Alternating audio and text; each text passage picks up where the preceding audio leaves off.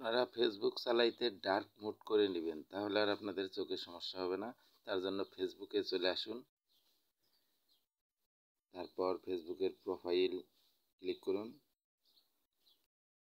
Profile থেকে সেটিংসে চলে যান। এখন নিচের দিকে চলে যাবেন, নিচের দিকে দেখুন ডার্ক মোড, এই ডার্ক মোডে চলে যাবেন।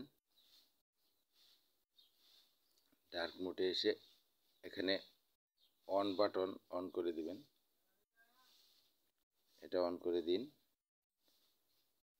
দেখুন আপনার স্ক্রিন কালো হয়ে গেছে, লেখাগুলো সাদা আসবে, স্ক্রিন কালো আসবে। এভাবে আপনি ভিডিও চালাইলে আপনার চোখে কোনো ক্ষতি হবে না। ভিডিওটি ভালো লাগলে চ্যানেল সাবস্ক্রাইব করুন, বেল বাটন ক্লিক করে রাখুন, শেয়ার করে পাশে থাকুন। ধন্যবাদ।